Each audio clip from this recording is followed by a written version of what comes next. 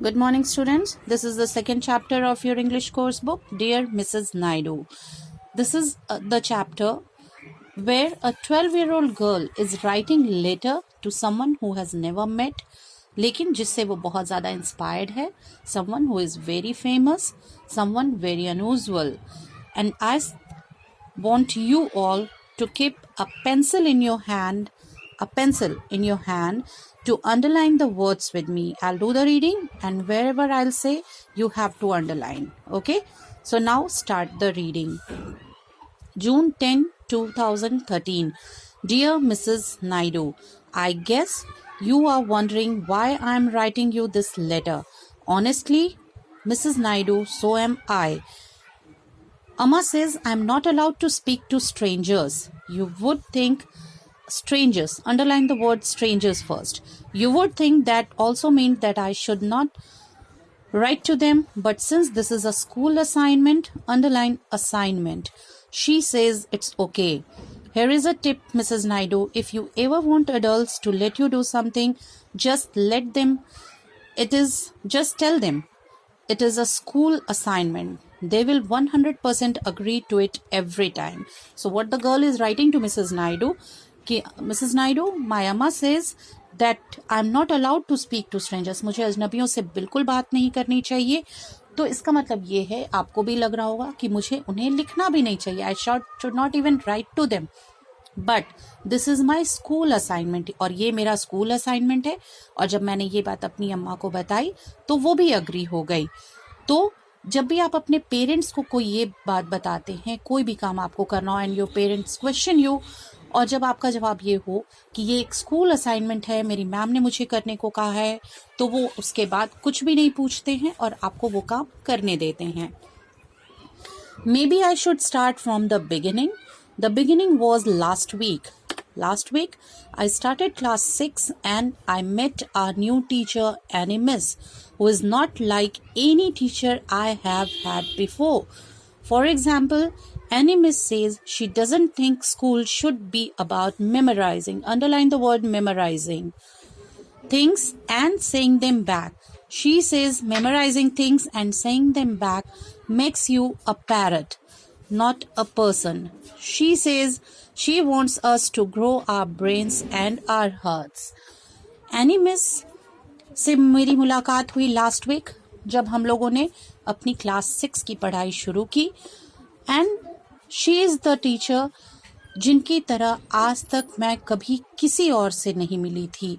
आज तक बहुत सारे टीचर्स आए, पर उनके जैसे किसी से मैं आज तक नहीं मिली.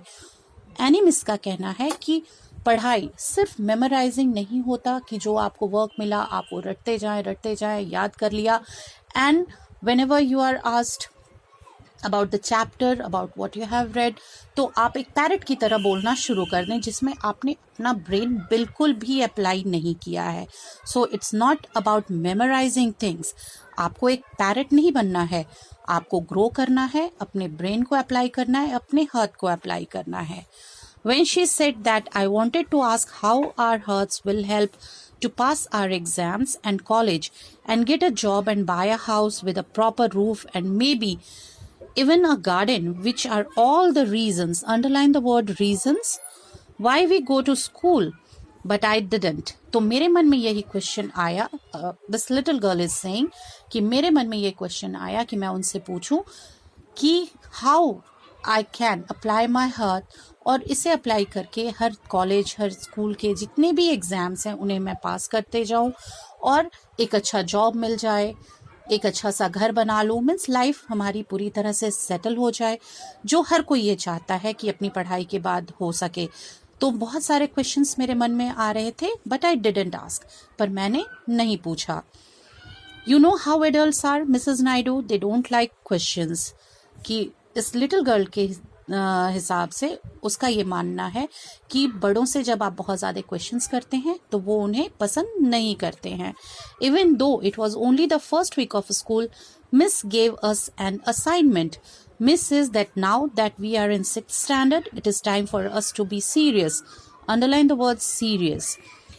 Every teacher says this every year, but none of them ever gave us assignments during the first week of school. So, animus might mean it. ये आप लोग भी सुनते होंगे ना हर क्लास में कि अब आप बड़े हो गए हैं, आपको थोड़ा ध्यान देना है, आपको सीरियस होना है, आपको पढ़ाई करनी है, पर आप लोगों को भी लगता है कि ये तो हर क्लास में सुनने को मिलता है. So this girl is also thinking in the same way. लेकिन जब एनिमिस ने फर्स्ट वीक में ही एक असाइनमेंट दिया इन्हें, then she felt that enemies is very much serious about what she is saying. The assignment is to write letters to someone we would like to get to know better. She said that we could pick anyone as long as we explain why. कि enemies का ये कहना था कि आप किसी को भी एक लेटर लिख सकते हैं जिनको आप और अच्छी तरह से जानना चाहते हैं, जिनसे आप इंस्पायर हैं, जो फेमस हैं. एनीवन, पिक एनीवन, किसी को भी लेटर लिख सकते हैं. As you have probably concluded Mrs Naidu, I picked you. तो मेरे इतने बोलने का मतलब अभी तक आप समझ चुकी होंगी मिसेस नायडू कि मैंने आपको चुना है. So I am writing to you. This is the first time I have written the word concluded. Underline the word concluded. This girl has written this word for the first time. It's an English word that means figured out based on clues and evidence. Underline the word evidence.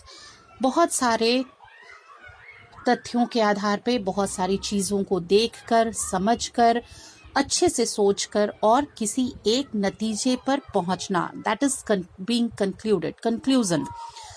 I learned it by reading detective stories. Underline the word detective stories. Detective. Even though our English miss says they are useless rags.